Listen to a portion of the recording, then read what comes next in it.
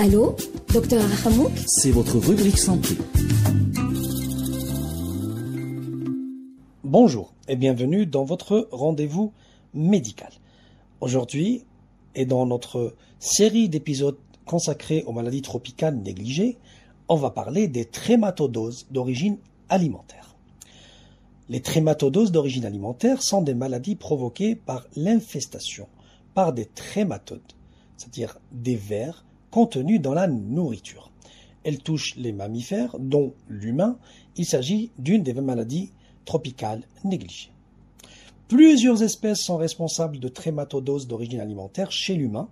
Les plus courantes sont le Clonorchis sinensis, responsable de la clonorchiase, l'Opistorchis viverini, le Paragonimus spp et le Fasciola hepatica et Fasciola gigantica, responsables des fascioloses. Les œufs présents dans les selles de l'hôte final contaminent un point d'eau douce. Le premier hôte intermédiaire des trématodes est un mollusque d'eau douce, généralement un gastéropode. Les gastéropodes vont ensuite relâcher des trématodes dans les plantes d'eau douce. Il peut exister des seconds hôtes intermédiaires, en général des poissons et des crustacés d'eau douce, qui se nourrissent des mollusques infestés.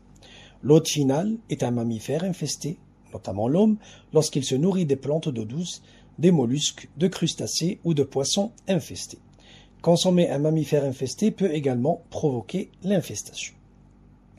Alors la symptomatologie dépend du parasite. On peut ne pas avoir de symptômes, comme on peut avoir de la fièvre, des douleurs abdominales.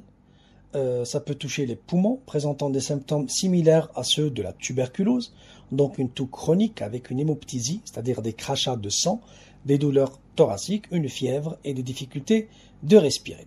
Les fascioloses présentent d'abord une phase asymptomatique, puis une phase aiguë et une phase chronique. Durant la phase aiguë, la fasciolose provoque de la fièvre, des nausées, gonflement du foie, éruption cutanée et forte douleur abdominale. La phase chronique présente des douleurs intermittentes, l'ictère, l'anémie, la pancréatite et les calculs biliaires. Au long terme, elle provoque une cirrhose du foie.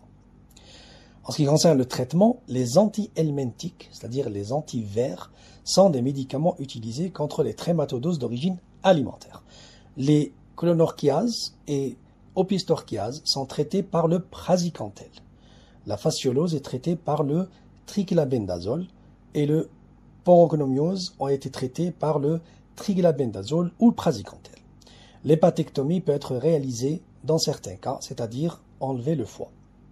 Les trématodoses d'origine alimentaire peuvent être prévenues grâce à l'administration massive de médicaments, l'amélioration de l'accès à l'assainissement et à l'eau potable, l'éducation des populations à risque à la santé et à l'hygiène, notamment à la cuisson de la nourriture.